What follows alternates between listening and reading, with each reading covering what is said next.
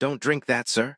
The voice was small, almost lost beneath the sound of the string quartet playing somewhere on the far side of the ballroom, but it landed in Edward Whitfield's ear with the precision of a thrown stone. He had already lifted the crystal flute halfway to his mouth. The pale amber liquid inside caught the light of the chandelier above him and threw small, bright shapes onto the back of his hand. He did not lower the glass right away. He simply stopped, his arms suspended in that strange and unnatural pose a man assumes when he has been interrupted in the middle of a motion he has performed 1,000 times without thinking. He looked down. Standing at his elbow was a boy, perhaps 11 years old, dressed in a black server's vest that was slightly too large in the shoulders and a white shirt with a collar that had been buttoned all the way up. The boy was holding an empty silver tray flat against his side. His other hand was at his hip. His eyes, dark brown and very steady, were fixed not on Edward's face but on the glass in Edward's hand. "What did you say?" Edward asked. He kept his voice low, the way he had learned to speak in negotiations when something unexpected had just entered the room and he did not yet want anyone else to know. "Don't drink that, sir," the boy repeated. "Please, sir, just put it back on a tray, any tray. Don't set it down on the table. Don't let anyone see you put it down." Edward Whitfield was 62 years old. He had built his shipping conglomerate from a single freight contract in the port of Charleston into a fleet of vessels that moved a quarter of the cargo on the eastern seaboard. He had stood in rooms with senators and admirals and the heads of foreign banks. He had been threatened in writing, threatened by phone, threatened once in person by a man with a gun in a parking garage in Houston. None of it had ever truly reached him. He had built a particular kind of life around the discipline of not reacting. He prided himself on the smallness of his expressions, the unhurried pace of his decisions, the way his face revealed nothing he had not already chosen to reveal. But this boy had stopped him cold. The ballroom of the Carrington Hotel was warm with the steady murmur of 300 guests. The Whitfield Foundation's annual gala raised somewhere between $6 and $8 million every November for pediatric research, and tonight was no different. Women in long dresses moved between conversations like fish in a slow current. Men in dark jackets nodded at one another with the half-attentive politeness of people who had learned to count the value of a room. The mayor was somewhere near the entrance. 2 senators were near the bar. A film actress who had recently donated $500,000 was standing by one of the tall flower arrangements, laughing too loudly at something a young man had said. Edward had been about to drink a small toast to himself in private. The check had cleared that afternoon. $8.1 million. The largest single-night total in the Foundation's history. Now he was looking at a boy with a server's vest and very serious eyes who had told him not to. "What's your name, son?" "Malik, sir, Malik Bennett." "Are you working tonight, Malik?" "My uncle works for the catering company. He brought me on for the dish run. I'm not supposed to be on the floor." "Then why are you?" The boy hesitated for the smallest possible second. Then his eyes shifted, just briefly, just enough, toward a place across the ballroom near the kitchen door. Edward did not turn his head. He had learned long ago not to follow the eyes of a frightened person too quickly. Whatever was being watched for a reason, and revealing that you had noticed was almost always a mistake. "Because I saw a man do something to that glass before they brought it to you," Malik said quietly. "And I wasn't sure at first, so I followed the tray. I followed it from the bar all the way across the room. The waiter who brought it to you didn't know. He just took whatever was at the end of the line. But the man who did the thing knew which tray was going to you because he watched the waiter pick it up. And then he walked the other way."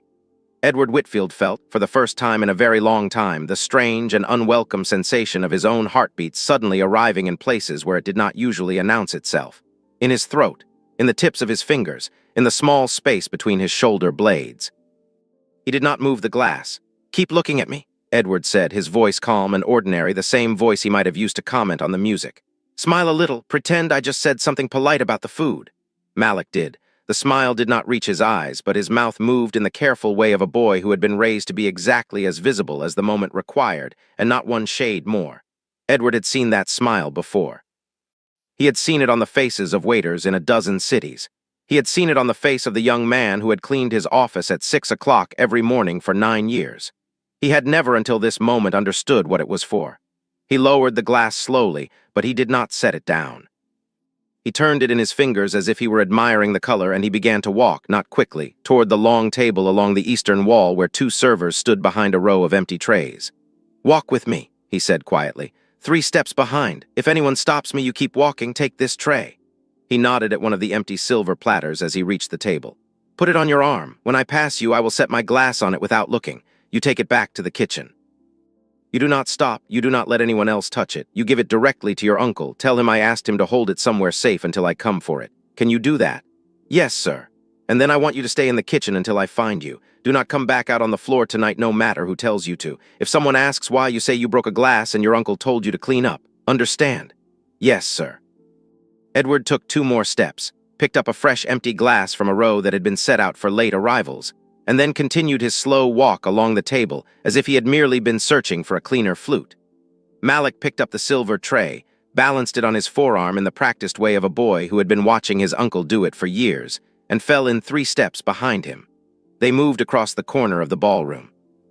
A woman in a navy dress smiled at Edward and lifted her own glass in a small private toast. He smiled back the way he had been smiling back at strangers for 40 years. He did not break his pace. He passed Malik without looking at him. He felt the small, light weight of the crystal flute leaving his hand and settling onto the tray, and he kept walking. Behind him, Malik turned smoothly and disappeared through the kitchen door. Edward did not stop. He continued along the table until he reached the far end, where a tall arrangement of white lilies blocked the view from the center of the room. He stepped behind it. He took out his phone. He did not call his security chief. He did not call the police. He called a number that was saved in his favorites under a single initial. The line rang once. Edward.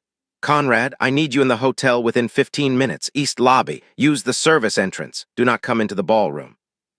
Bring whoever you have on the team tonight. Bring whoever is closest. Conrad Hale had been the head of Whitfield Logistics Internal Security for 11 years. Before that, he had spent 18 years with a federal agency that Edward had been told the name of exactly once. He had a particular gift for not asking questions in the first 30 seconds of a call, and he exercised it now. On my way, Conrad said. Are you hurt? No, but I almost was. And I need you to assume that whatever is happening here tonight is not finished. Understood? Stay visible. Do not be alone. I won't. Edward ended the call and slipped the phone back into the inner pocket of his jacket. He stood behind the lilies for a few more seconds, breathing slowly, letting the quiet, ordinary sounds of the ballroom reach him again. The string quartet had moved into something gentler. Somewhere near the stage, a woman laughed at a joke. A waiter passed with a tray of small, dark canapés that Edward had eaten 3 of earlier without thinking, and now could not stop thinking about. He stepped back out from behind the flowers. He smiled at no one in particular. He walked toward the center of the room with the empty replacement flute in his hand. The way a man walks when he has decided that the safest thing he can do is to be seen by everyone who might be looking for him. He did not yet know which man across the ballroom had watched the tray, but he had decided already that he would find him before the night was over. The first rule Edward Whitfield had ever taught himself in business was that a man who is being watched should never appear to be looking. He had used the principle 100 times across boardroom tables and on factory floors, and at long dinners where the most important conversation in the room was happening in glances above the wineglasses. He used it now. He crossed the floor with the easy pace of a host who had no particular destination. He paused at a small group near the dessert table and let himself be drawn into 30 seconds of conversation with a woman who ran a private foundation in Atlanta. He smiled at the right moments. He laughed once. He moved on. He stopped beside a state senator and exchanged a brief observation about the music. He moved again, and while he moved, he looked. Not at the people he was speaking to, but past them in the small reflective windows of the silverware, in the polished surface of a serving cart, in the dark glass of the tall French doors that led out to the terrace. He was looking for a man who was looking for him. He found him after almost 4 minutes. The man was standing near a pillar on the western side of the ballroom. He was holding a glass of sparkling water that he had not raised to his mouth once in the time Edward had been watching. He was wearing a dark blue jacket that was tailored slightly too well for a guest, and not at all the way a member of the catering staff would have been dressed. His hair was short and very neatly cut. His age was difficult to guess. Somewhere between 35 and 45. He had the kind of face that did not catch easily in a memory, and Edward recognized this not as an accident but as a discipline. The man was looking at the kitchen door. Edward turned his back on him without hurry and walked toward the small alcove off the main ballroom where the cloakroom had been set up. He stopped beside the table where a young woman was handing back coats. He pretended to look at his phone. He waited. After a minute and a half, his phone buzzed once. A single message from Conrad. East Service entrance, 2 minutes. Edward stepped out of the ballroom and into the carpeted hallway that ran behind the kitchens. The air here was different, cooler, quieter. The sounds of the gala receded behind him as if a door had been pulled half-closed in another room. He He walked past two service carts and a stack of folded linens, and turned the corner into a narrow corridor that led toward the east loading dock. Conrad Hale was already there. He was a tall, broad-shouldered man with close-cropped gray hair and a face that had been weathered by something more demanding than time. He was dressed in a plain, dark suit and a plain, dark tie, the same way he dressed at the office, and the same way Edward had once seen him dressed to a wedding. Behind him stood two younger men in similar suits. They did not say anything when Edward approached. They simply moved to positions along the corridor where they could see both directions at once. "Talk to me," Conrad said. Edward told him. He told him quickly and in order. The boy at his elbow, the glass, the walk to the kitchen, the man by the pillar, the dark blue jacket, the sparkling water that had not been touched. He did not embellish. He did not speculate. He gave Conrad the facts in the same flat-clipped voice he used to deliver quarterly numbers in front of a board. Conrad listened. When Edward finished, he turned to one of the younger men. "Find the boy, quietly. Make sure he stays in the kitchen. Get the glass. I want it in a sealed container in my car within 5 minutes." The younger man nodded once and disappeared down the corridor. Conrad turned back to Edward. "And the man by the pillar? Still there a minute ago." Dark blue jacket, short hair, mid-30s, possibly older, he was watching the kitchen door. "Could he have seen the boy come back out?" "The boy didn't come back out. I told him not to." "Then he knows something is wrong." "Yes," Conrad considered this. He glanced at the second younger man. "Get back into the ballroom. Find him. Do not approach. I want to know where he goes and who he speaks to. If he leaves, I want him followed." The second man moved past them and threw the door back into the warm noise of the gala. Conrad looked at Edward. "Who knew you were drinking tonight?" Edward almost laughed. "Everyone in there knew I would be. I always do." "Then we start with everyone who knew you would be reaching for that particular glass at that particular time." Edward thought about the question while they walked. The corridor opened into a wider hallway behind the kitchens, and from there into a small staff break room that smelled faintly of coffee and dish soap. Conrad gestured him inside. The room had two plastic chairs, a folding table, and a humming refrigerator in the corner. It was the kind of room Edward had not stood inside in perhaps 30 years. Conrad closed the door. "Sit," he said. "Think." Edward sat. He set his hands flat on the table and looked at them for a long moment. They were steady, which surprised him a little. He had expected to find them shaking by now. "My private bar," he said finally. "The flutes were poured from a private bar on the north side of the ballroom, set up specifically for me and a small list of guests. The bottle is one I brought from my own cellar. It was an aged Armagnac, 2 glasses only for me to share with the foundation chair after the speeches." "Who knew about the bottle?" "My assistant, the catering coordinator." "The foundation chair, possibly her husband, the hotel sommelier who decanted it, that is everyone." "And the schedule, the exact time you would drink it?" "The toast was supposed to happen after the final donor was announced, roughly 9:45. I was a few minutes early. I had been about to drink it on my own before the formal moment. Habit. I like to taste a thing before I share it." Conrad nodded slowly. "So whoever set this up had access to that specific bottle, the specific schedule, and the specific assumption that you would be the one to lift the glass first. That narrows the room considerably." The door opened. The first younger man stepped inside, carrying a small black case the size of a hardcover book. He set it on the table. "The glass is sealed," he said. "I had the boy hand it to me directly." He did not let anyone else touch the tray from the moment he carried it off the floor. "And the boy? He is in the kitchen with his uncle. He is calm. He understands he should stay there." Conrad looked at Edward. "Bring him here." A minute later, Malik Bennett walked through the door in his slightly oversized vest and his too carefully buttoned shirt. He had been crying a little. The skin around his eyes was darker than it had been on the ballroom floor, but his mouth was still steady, and when he saw Edward sitting at the small folding table, his shoulders dropped half an inch in something that looked very much like relief. "Sit down, Malik," Edward said. "These men are with me. You can tell them what you told me, and then I want you to tell me a little more." Malik sat. He glanced once at Conrad and then back at Edward, and Edward saw in that small glance that the boy was making a decision about whom to trust. He was making it carefully. He was 11 years old, and he was making it the way a man twice his age would have made it. "I came up from the dish station," Malik said. "I wasn't supposed to, but my uncle had asked me to bring a clean stack of side plates to the cold prep station near the bar. I had the plates in my hands. I was walking around the long way because the short way goes through the main aisle, and they don't like the dish boys cutting through there.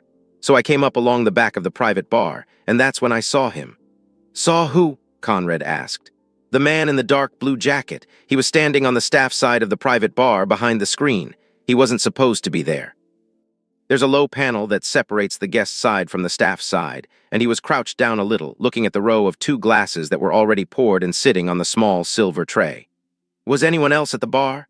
The sommelier had stepped away. I think he had gone to ask the catering coordinator about the timing. He was gone maybe 2 minutes. The bar was unattended. And what did the man do? Malik's eyes did not move from Edward's face. He took a small bottle out of his inside jacket pocket. It was a tiny bottle, like the size of a thumb. He unscrewed the top. He poured something into the glass on the left side of the tray. Then he put the cap back on and put the bottle back inside his jacket. And then he walked away. The glass on the left, Edward said quietly. How did you know that was the one for me? Because the sommelier had put a small folded card next to it that said your name. Edward closed his eyes for the briefest second. He had been a man who set down little folded cards with names on them for 40 years. He had never once thought of them as anything other than courtesies. He understood now in the same cold and distant way he had understood many things over the course of his career that a kindness made visible is also a target made visible, and that he had been making himself visible to anyone who cared to look for as long as he had been wealthy enough to be worth looking at. You did the right thing, Malik, he said. Every part of it, the watching, the following, the waiting, you did the right thing. I want you to remember that. Malik nodded once. He did not say anything. He had the patient expression of a boy who had been raised to be told what to do next rather than to be praised for what he had already done. Conrad opened the small black case on the table. Inside, nested in dark foam, was a sealed evidence pouch, and inside the pouch was the crystal flute, still half full of pale amber liquid. He did not take it out. He simply looked at it for a long second and then closed the case. I have a friend at the State Crime Lab, he said quietly. He will be at my house in 2 hours. We will know what is in this glass before sunrise. In the meantime, he turned to Edward. The gala is not over. There are still almost 200 people in that room. The man in the dark blue jacket is still in there unless he has already left. And whoever sent him is almost certainly waiting somewhere for word that the job is done. Then he must hear that it is done. Conrad's eyes narrowed slightly. He understood. He had understood before Edward finished the sentence. You want him to think the toast happened. I want him to think the toast happened and that I am fine. I want him to think his man failed. I want him to spend the next several hours believing the only mistake in the plan was a small one and that he can try again. Because the moment he believes the plan is exposed, he goes very quiet and we lose every thread that could lead back to him. And if there is a second attempt tonight, then we will be ready for it, and we will catch the second man as well. Conrad considered this. He looked at Malik, who was sitting very still in the plastic chair. He looked at the case on the table, then he nodded once. All right, he said. We do it that way, but you do not eat or drink anything else in that room tonight. Nothing, not a sip of water, not a single canapé. If anyone offers you anything at all, you take it, you hold it, you set it down somewhere it cannot follow you. Understood? Understood. And Malik stays here, with my second man at the door. He does not go back onto the floor under any circumstances. Agreed. Conrad turned to the younger man. Tell the team in the ballroom. The principal is going back in. Treat the room as compromised. 2 of you stay within 10 feet of him at all times. The man in the dark blue jacket is to be observed only. He is not to be approached or alarmed. If he attempts to leave the building, he is followed but not stopped. If he attempts to approach the principal again, then and only then you intercept. Yes, sir. Edward stood up. He smoothed the front of his jacket. He looked at Malik once more. I will come back for you when this evening is over, he said. And then we are going to talk, you and I and your uncle. There are things I want to ask you and there are things I want to offer you, and we will do all of that in the right order. But the first thing I want you to hear before I go back in there is this. You are not in trouble. You are not going to be in trouble. Not tonight.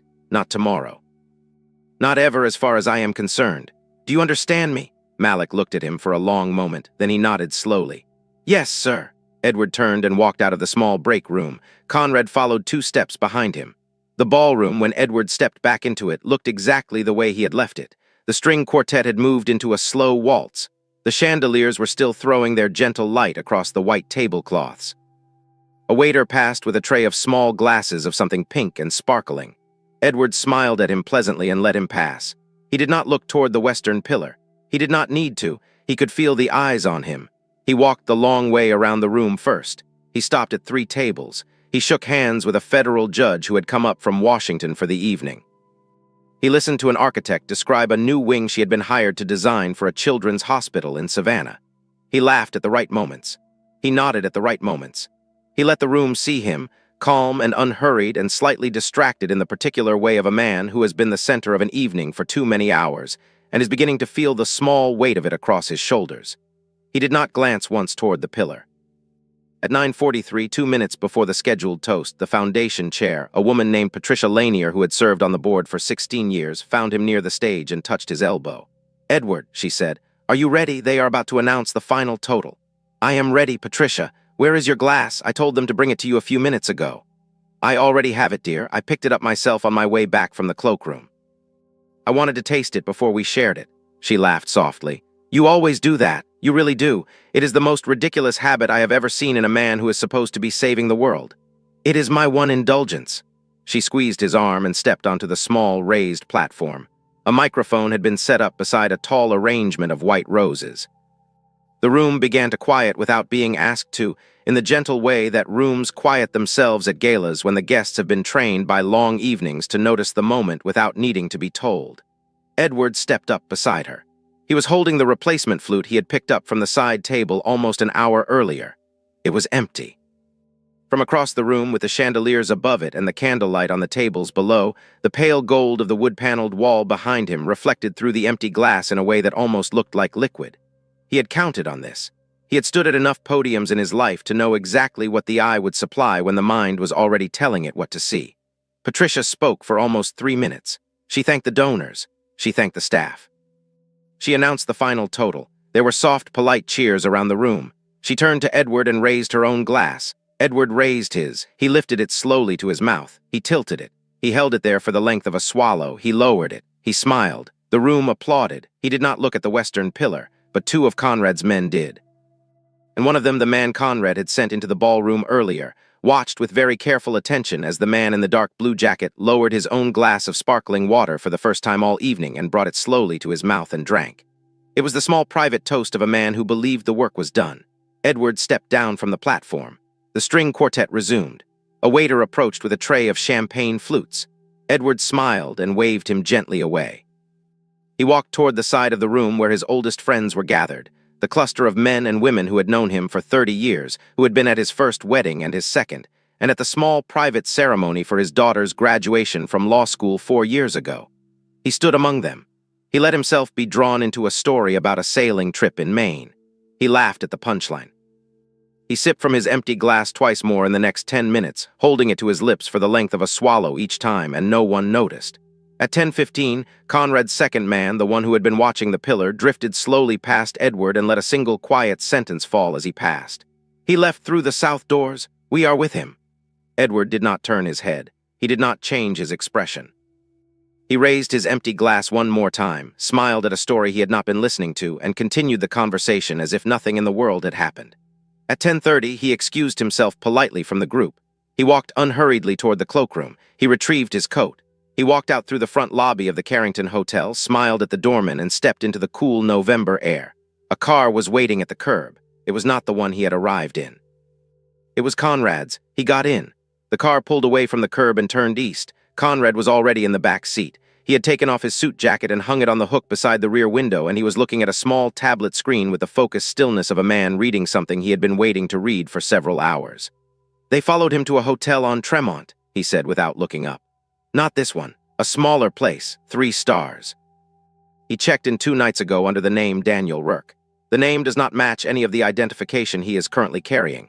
He has been in the room for the past 12 minutes. He has not made a phone call from the hotel landline. He has not answered the phone in his room. He has, however, sent 2 text messages from a phone we believe is a burner.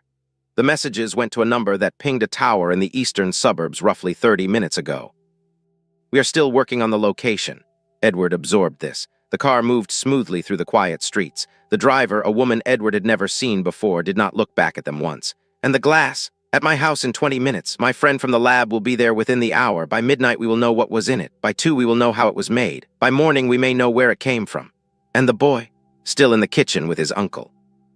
My second man is with them. They will leave when the catering staff leaves, sometime around 11:30. Then they go home in a car I have arranged for them. There will be a man on their street tonight and tomorrow. The boy is safe." Edward nodded slowly. He looked out the window. The streets of the city slid past, ordinary and familiar, and he thought about how strange it was that 2 hours ago he had been about to drink something that would have ended him, and that the world outside the windows of the car had no idea, and that this was probably true of every quiet, ordinary night in every city in the world, and that he had simply, until now, been one of the people on whose behalf it was true. Conrad. Yes. Who would want me dead?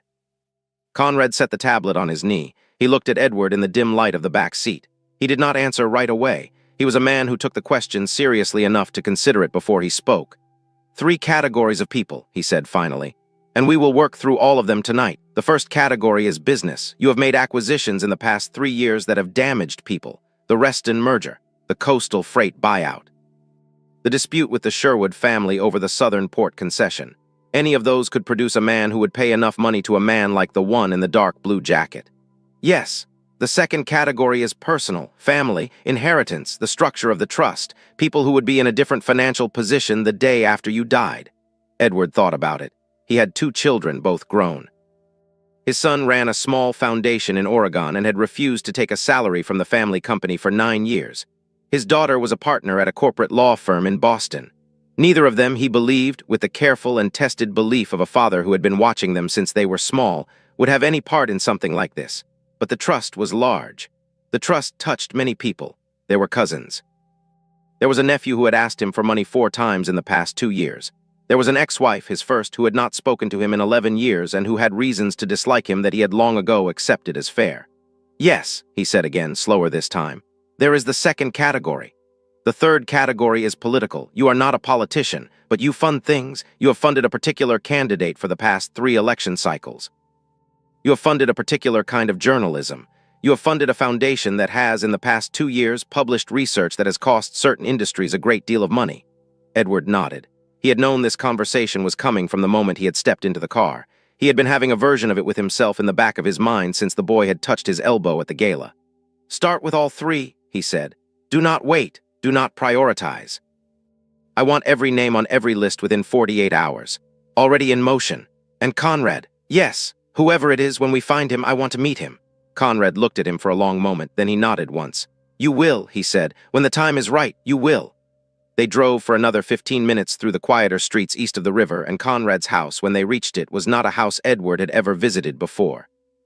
It was a low brick building set back from the road behind a row of bare oak trees, with a long gravel drive and a single light burning above the front door. Conrad had bought it 9 years ago.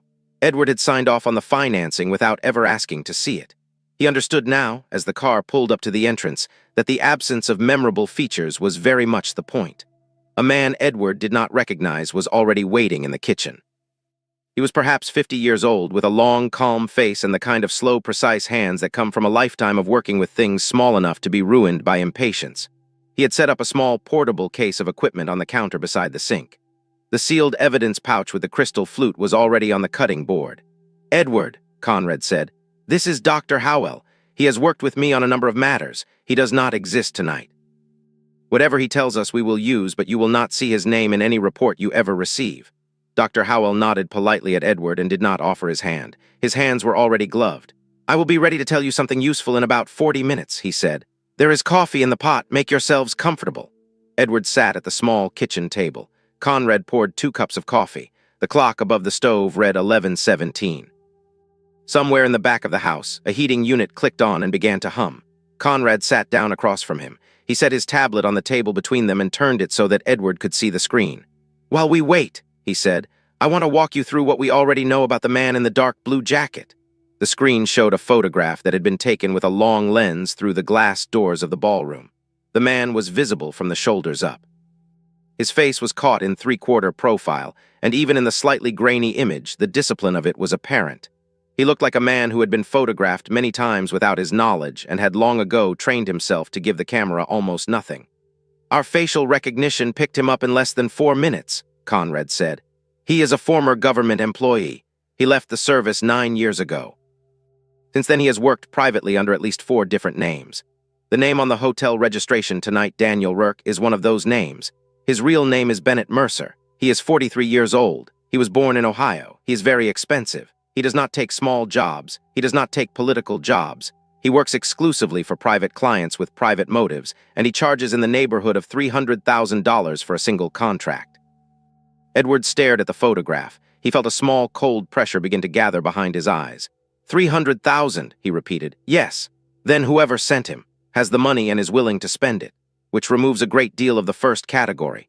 It removes most of the first category, yes. A business rival angry about a merger does not pay $300,000 for a poisoning at a charity gala. They pay lawyers, they pay lobbyists, they pay senators. The fact that someone reached for Bennett Mercer tells us a great deal about what they actually wanted. And what did they actually want? Conrad looked at him for a long moment.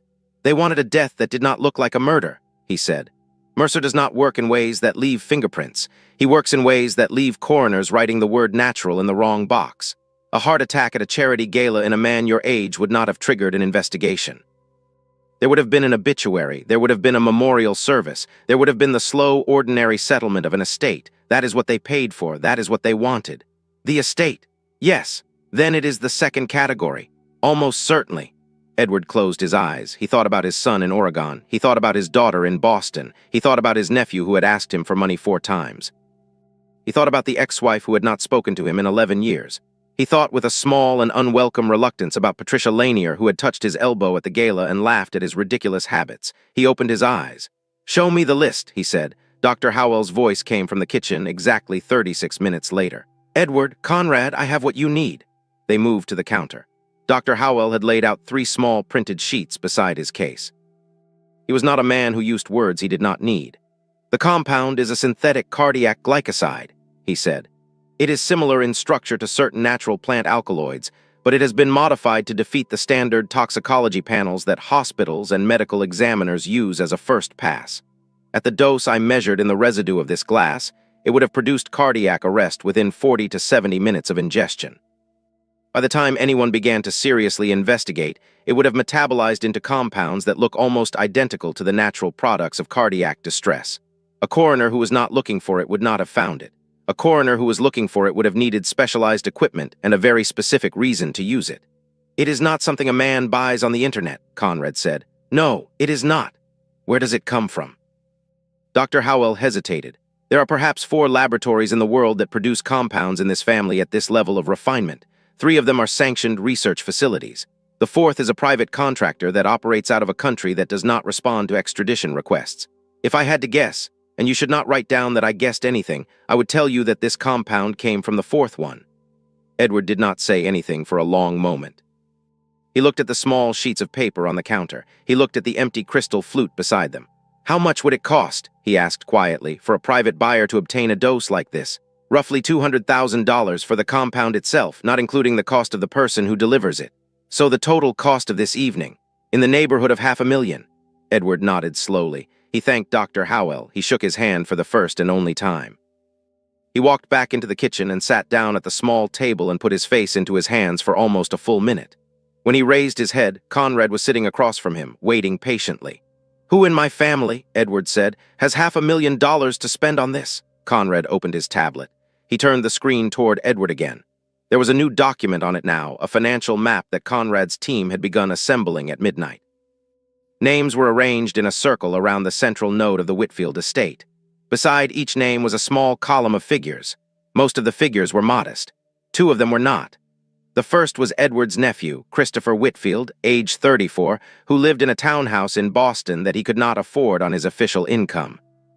The second was a woman named Eleanor Whitfield Cross, Edward's first wife, who had remarried 12 years ago and now lived on a horse farm in Virginia. Both of them, Conrad said, have access to funds well beyond what their public profiles suggest. Christopher has a trust that matures fully on your death. It contains approximately $42 million in restricted assets that he cannot currently touch. The trust language is unusual. It was drafted by your father in 1971, and you inherited the obligation when your father died. Christopher receives a small annuity from it now. He receives all of it the day after your funeral. And Eleanor's divorce settlement, signed 27 years ago, contains a survivor's clause that was deeply unfashionable even at the time. If you die before her, she receives a separate distribution from a holding company that you and your father set up before your first marriage. The distribution is roughly $19 million. She has not spoken to you in 11 years, but she has reviewed that clause through her attorneys 3 times in the past 18 months. Edward stared at the screen. Christopher and Eleanor have not spoken to each other in over 20 years, he said quietly. They cannot stand each other. They have not been seen in public together, Conrad corrected. That is a different thing. Edward looked up. Have they been seen in private together? Twice. Once at a small inn in Connecticut 6 months ago, once at a dinner in New York 3 weeks ago. The dinner was paid for by Christopher's credit card. The reservation was for two. Edward set both hands flat on the table again. His hands, he noticed, were finally shaking, a small, steady tremor that he could not control and did not try to. "All right," he said softly. "All right, then we do this properly." The next 3 days moved with the careful precision of a current that has chosen its course and will not be turned. Conrad's team did not sleep. Hannah Reyes, the same investigator who had once handled the most discreet matter Edward had ever asked of anyone, flew in from Atlanta and set up in a small office on the second floor of Conrad's house. The crystal flute was sent under a new chain of custody to a federal lab through a federal prosecutor whom Edward had known for 20 years and trusted in the bone. Bennett Mercer, the man in the dark blue jacket, was followed without interruption. He did not leave the city. He appeared to be waiting, and while he waited, Christopher Whitfield made the mistake that every patient man eventually makes. He grew impatient. On the third night at 10:15, he called Billionaire Whitfield Cross at her farmhouse in Virginia from a phone he believed had not been compromised. The call lasted 19 minutes. By the end of it, federal agents had warrants for both of them in 3 jurisdictions. Bennett Mercer was arrested at his hotel on Tremont without a struggle. Christopher was arrested at the door of his townhouse the following morning. Billionaire was arrested in the kitchen of her farmhouse with a cup of coffee still warm on the counter beside her. Edward did not attend any of the arrests. He stood at the window of his study and watched the late autumn light move slowly across the garden and thought about his father, who had drafted the trust language in 1971 with the steady belief that family was the thing in the world that could be relied upon when nothing else could. He did not feel rage. He had thought he would, but he did not. He felt instead a slow and very ordinary sadness, the sadness of a man who has spent 40 years building something and has only now understood which of the walls were load-bearing. The case took 14 months. Christopher pleaded out in the 8th month. Billionaire went to trial and was convicted on every count. Bennett Mercer, whose name Edward had been told once and chose never to speak again, was extradited to a federal facility where he would not see another open sky for the rest of his natural life. In the spring after the trials ended, Edward bought a small house on a quiet street near a good public school in the eastern part of the city. He bought it in the name of a trust that no one outside his lawyer's office knew about. He gave the keys to Tessa Bennett, Malik's mother, who had worked the dish line at the Carrington Hotel for 9 years and had not once in those 9 years been able to send her son to a school that did not require her to drive him for 40 minutes each way. Malik enrolled in the new school in September. Edward paid for it, and for the tutors, and for the summer programs, and for the cello lessons that Malik, to everyone's quiet surprise including his own, turned out to have a particular gift for. Edward did not call any of it a gift. He called it an investment in someone who had already proven what kind of person he would become. In late April of the year after the trial, almost 18 months after the gala, Edward walked into the small living room of the house on the quiet street and found Malik sitting on the floor with his cello between his knees and a book open on the rug beside him. He was 12 and a half now. He had grown almost 3 inches. Edward sat down on the couch. "Malik," he said, "do you ever still think about that night?" Malik looked up at him. He thought about the question. He was a boy who had learned a long time ago not to answer questions before he had thought about them. "Sometimes," he said. "Not often, mostly when I see a man in a dark blue jacket." "And what do you feel when you think about it?" Malik considered this carefully. "I feel like the world is bigger than I used to think it was, and I feel like that is a good thing, mostly, because if it is bigger, then the small things matter more, not less." Edward looked at him for a long moment. "You are right about that," he said quietly. "You are right about exactly that. This story is a reminder that the most dangerous betrayals rarely come from strangers. They come from the names already written in the will, from the seats already reserved at the table, from the people who have been counting silently for longer than anyone realized. And it is a reminder that courage does not require size or status or wealth. A child with steady eyes and the will to whisper at the right moment can change the entire course of a powerful man's life. Pay attention to the small voices. Never look away from what you know is wrong.